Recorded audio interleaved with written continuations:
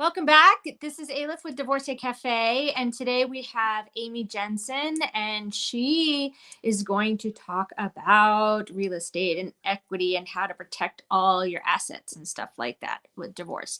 And this is actually the first live stream I've done where I actually haven't met the person beforehand. So we're going to go on an interesting adventure. Woohoo!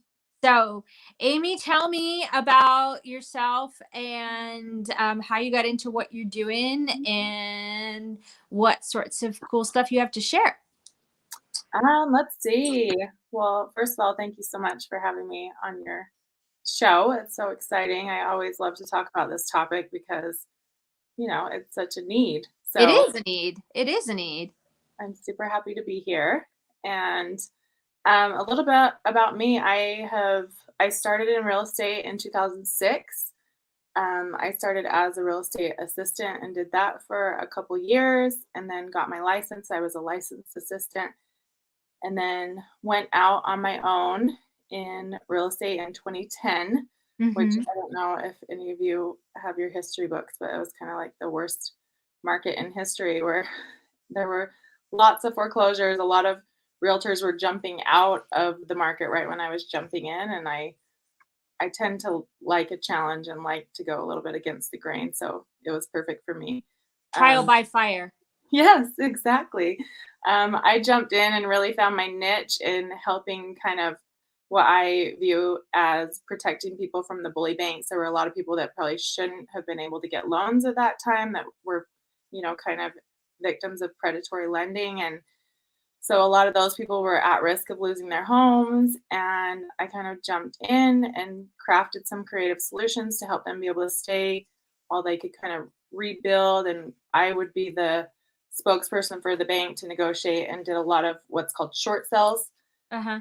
um, and just really found a lot of soul purpose in that. And it tapped into my mama bear character, which Mm-hmm. is kind of who I am. And I did really well and just crafted some really amazing solutions during those times. And I've been in the business for 14 years and just really always kind of like to find those places where I feel like I can lend my expertise and my creativity to Mm-hmm. really help people think a little more creatively. So, Cool.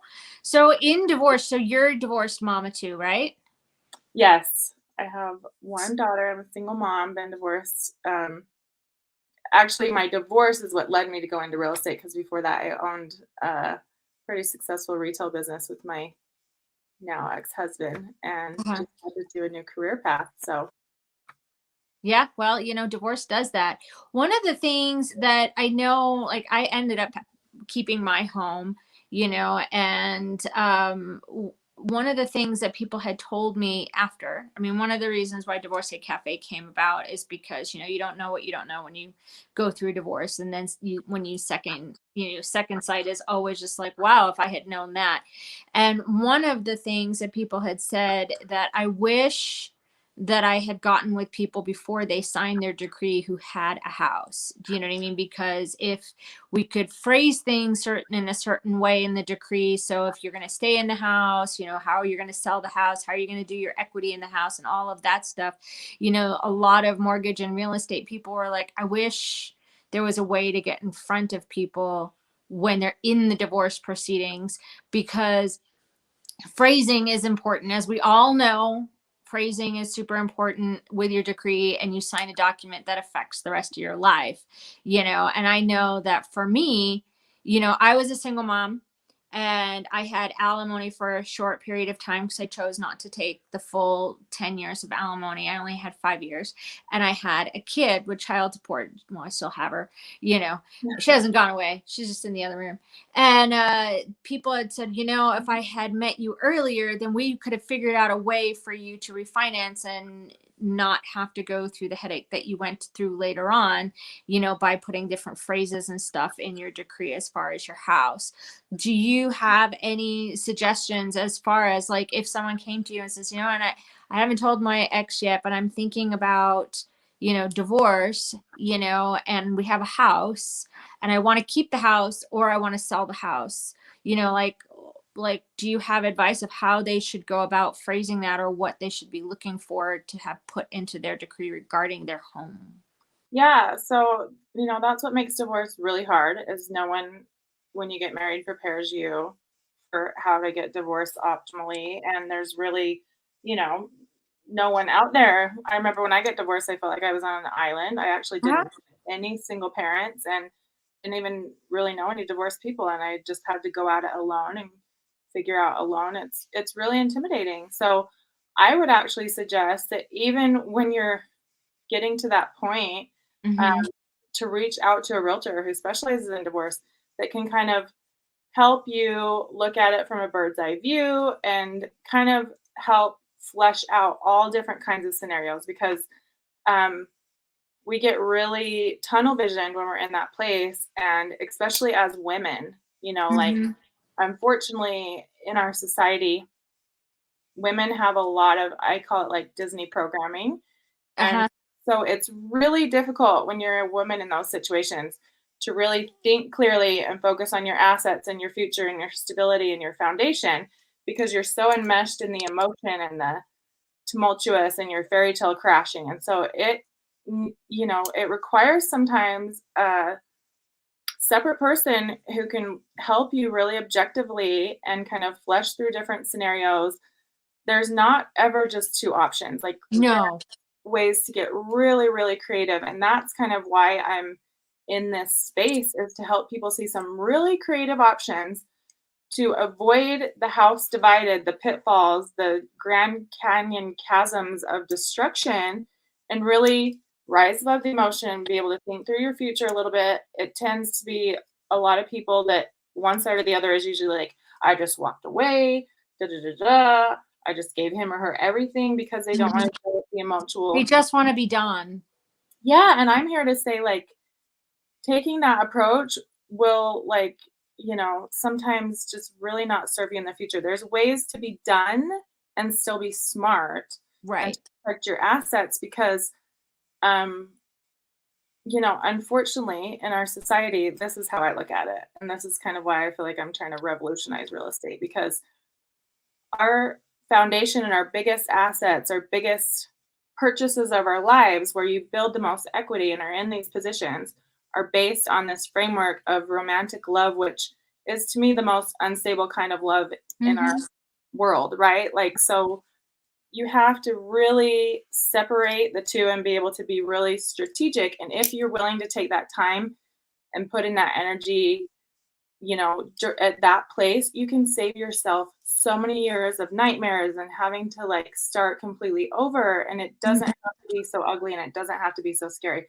We as realtors, like good ones who've been in it a minute, like that's our job. We help guide people and keep all the stress off people and hold people's hand in a normal real estate transaction, which is very emotionally charged, it's the biggest purchase of your life, like that's what we do. So to be able Mhm. to extend that to a divorce situation and really help people get a little clarity, have someone that has their back, have someone that can like help initiate those hard conversations is really something that I think no one kind of emphasizes or focus on. Everyone's just worried about a divorce attorney.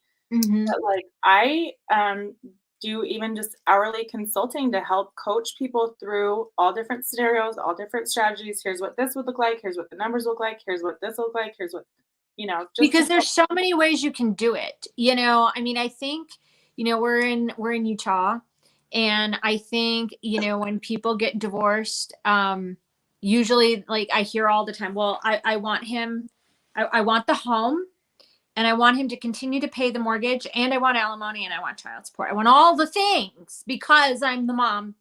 And I'm like, but might not be what happens. And do that's you what really want the home? Do you know what I mean? Like, it's like having someone to sit down and go, okay, now you're responsible for this whole home on your own. One, are you going to use that much space? And I think that the home is such the emotional attachment with divorce that it's really hard to disengage from the idea of, I might have to leave my home. yes, Do you know and so what I those are the mean? times where, especially as women, like, it's so important. and it's literally requires overriding our natural programming. I'm not saying Mhm. it's easy, but you literally have to kind of shift back and forth between, okay, this is my home and this is my stability, and this is my highest value asset, like an IRA or a 401k, Right. and Yeah. strategically think through. Because again, there's not just maybe the options of like keeping it by yourself and selling it, because you could get really creative where like my dream when I got divorced was is isn't there some kind of like single mama compound I can go move into where Dude, there's a that's one I want to build one at some point, but it's you know. my dream. Yes, yes, yes. So but to help people again, like I know it's not the huge, but this is what I do and what I love to do is craft creative solutions where maybe I can help filter through and Mhm. screen, other single parents that a single mom that could move in. Maybe you have teenagers and they have younger kids and you could help each other. Maybe one of you cooks. Maybe, Mhm. it's really being strategic is the key. Mhm. It will save you so much nightmare down the road because really what we're craving is stability. And we tell ourselves that it's just romantic stability and we get so much emotion, but there's other ways to get stability. It takes a village, and there's a lot of really creative options around that are kind of new on the scene that I love to help people see and encourage, because we all need Mhm. each other and there's a lot of support needed in that space. Mhm. For sure. I know that the emotions that come, with even entertaining the thought of maybe you don't keep the home, it's almost like you turn into a counselor and be like, this is a thing. At the end of the day, the house is a thing. It can embody a lot of stuff, but at the end of the day, it's a thing. And if you're going through a divorce where you're coming out of, let's say, a 20-year marriage where you don't have a lot of work experience, would it make sense to sell the house? Would it make sense to put it up for rent and then you and your child move somewhere? Do you know what I mean? Like there needs to be this opening, this conversation that happens during the Absolutely. divorce proceedings to be like, I know you love your house, but right now in the process of mourning your marriage, you need to mourn the idea you might have to give up your house. And also to let people know, like everything doesn't have to be decided right that minute, No, right? Like you can hold on to it and then we can craft a strategic plan later. Okay, you're gonna keep it for this long, and then we're gonna sell and leverage and get into like a smaller, absolutely. more manageable condo, and then use this money, as a nest egg, or just Hmm. really framing it as what's going to be the best and most optimal for your future, for your kids' future, for your stability. So you don't feel like you're out floating on a raft in the middle of the ocean, like scared to death. Right. I know that when I got divorced, we had just bought our house. Like literally we were in our house for a year when I filed for divorce. And I remember we were already having issues before buying the house and standing in front of the mortgage place, like having an argument. I'm like, I don't need this house. We can rent. We can continue to rent. I don't want the house to be one of the contributing factors to getting through divorce, right? And we ended up going through the thing. And then I remember like we had put a lot of down payment. I'm like, I would like to keep the house, but I don't have the money to pay like if we divided, we put down 80,000, I think, as, down payment on the house. And so we were able to craft um a different sort of solution where I got less of the retirement and he got a little bit more, but I got the house and I got the equity in the house. So like we were able to sit down and come up with something that felt fair. Yeah, Do you know what I mean? And sure. and then we also put in the clause in my, that I had 5 years. So during the time that I had alimony, I did not have to refinance, but because it was in both of our names. But after, my alimony was done, I had to either refinance in my own name, but if I couldn't, then we would sell it, but I would still get the equity. So we had to think proactively as far as like, how is this going to work? Because I was a stay-at-home mom, I didn't have all of the things to be able to take it on my own. But it's a challenge. Like, I love my house and everything. I'm in Sugar House. My value has definitely gone up, and my realtor friends are like, don't ever sell your house, ever, ever, because the house, we bought it for 350, and the houses around me are now selling for like 8 or 900,000. Yeah. So now, like, this is an investment, so I'm glad that I was like, all right, well, I'm going to keep the house. But I had already come to the point where I had mourned the house, even though I manifested this house, totally manifested this house, and walked in and was like, oh my God, I totally like, it was all the things that I said.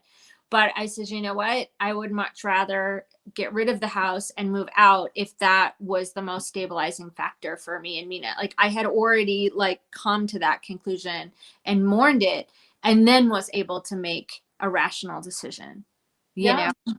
And I think that there is so much creativity and so many options that um can always be negotiated in someone's favor, and it's just really about having some professional advice because most people don't think about calling a realtor until they're ready to sell their house. Mhm. But I'm here to let you know that the ones who have been in it for a really long time, and I mean, I can't speak for anyone else, but for me, like, I just have seen so many people get so wrecked in divorce financially. It's Mhm.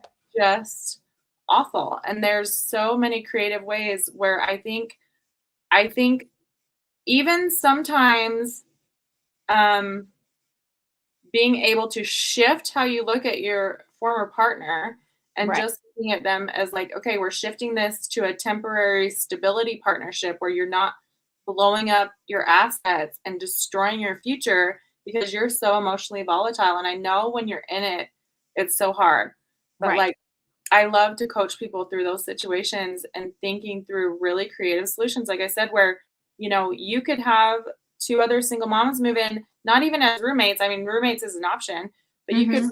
refinance so you all have equal ownership in the house because someone Mhm. might have, a bigger down payment and someone might make more per month, and to be able to utilize and leverage other people in the same situation. I know it's so like taboo in our society to think like that, but I Mhm. think with everything that's happening in the world, we're getting back to that. We're getting back to more multi-generational households, and like, Mhm. we need kind of that tribal support, Absolutely. so to get it in other ways than you would ever think about on your own, and knowing that that's a really viable solution to like help you build big money, because real estate is big money and real estate is a build up game. So like, Right. you can hold on to it and then roll it in and waterfall it to your ideal down the road. That would be the goal. It might not be your ideal now. You're looking at like a really high value 401k that is like nothing else where you can build wealth.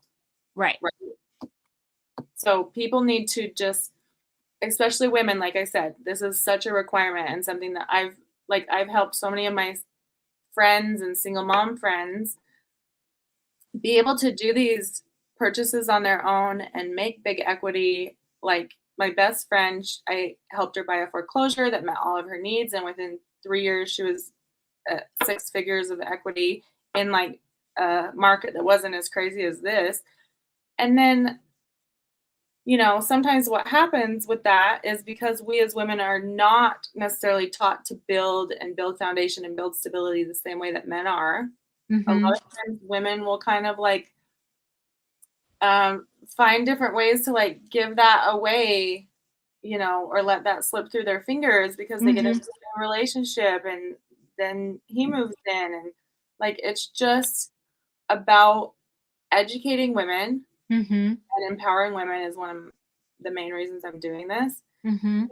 Be able to know that they have the power and they have the creativity to be able to create a really stable foundation where you will be set, down the road. You don't have It's to write important. It's books. an important thing. I think too many of us, we don't think that these are things that we are able to do. Yes. Like, as a single mom, wanting to build wealth and sustainability, like to be able to even step out. I did dabble and go, well, there's those foreclosures, you can do this and you can create rent and all of that other stuff. But then on top of all of the things, you're just like, that's a lot to think about. Mhm. Do you know what I mean? To have all of the things, but to have someone be like, all right, so the goal is to find a foreclosure, and then what are we going to do? And how are we going to finance that? And what do we need to look at?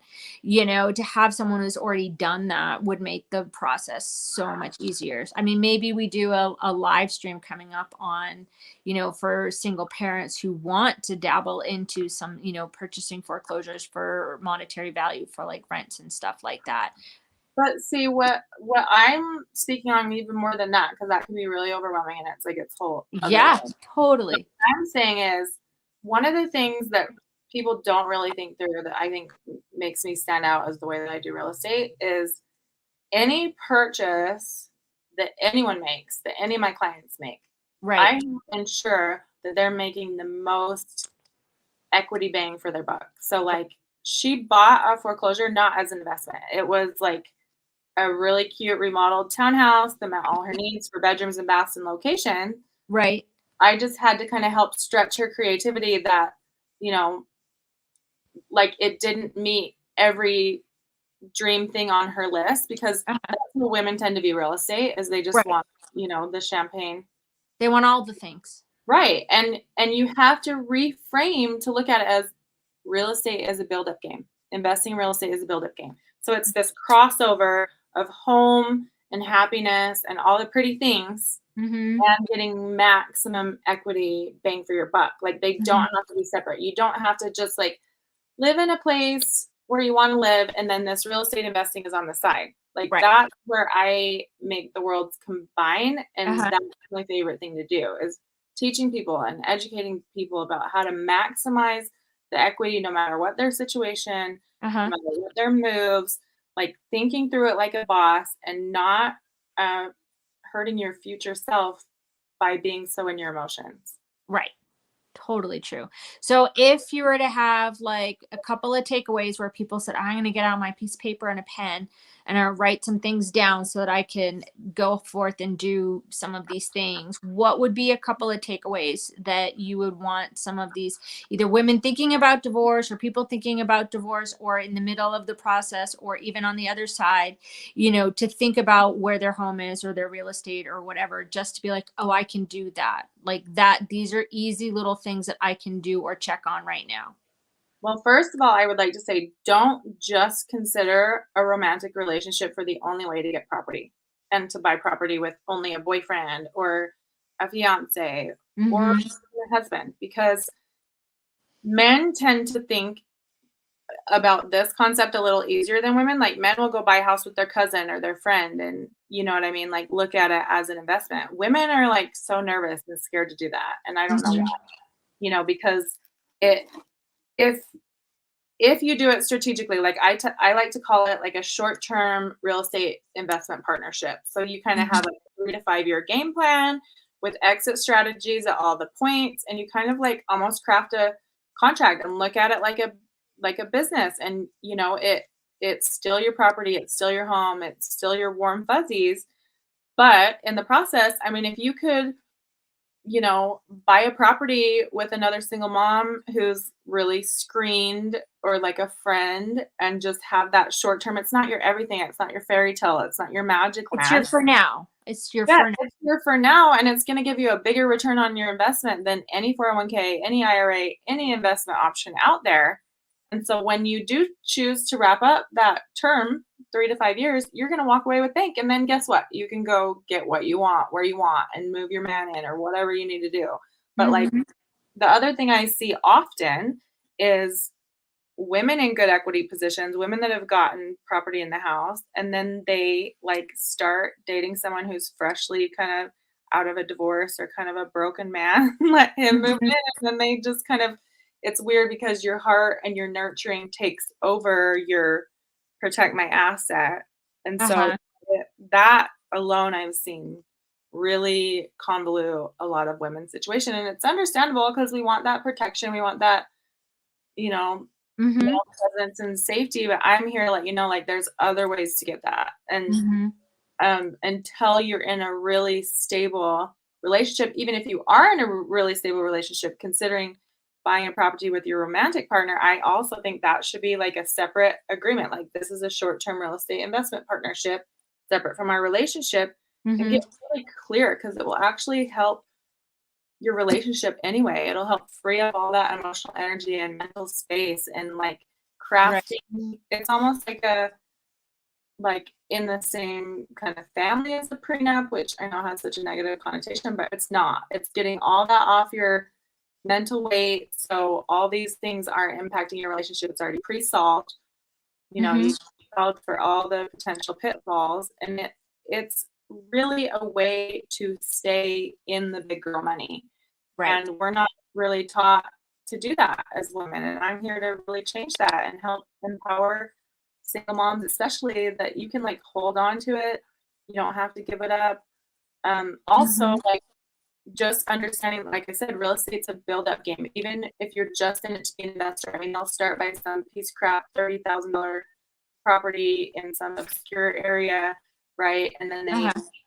fix it and build it. So if you're in that kind of position where the way to get the most equity out of your property Mhm. is, you might have to find somewhere that is in a great location, has great square footage, great bedrooms and bathrooms, but maybe cosmetically, might need a little work. Like the flooring's not brand new and it doesn't have subway tile and so Yep.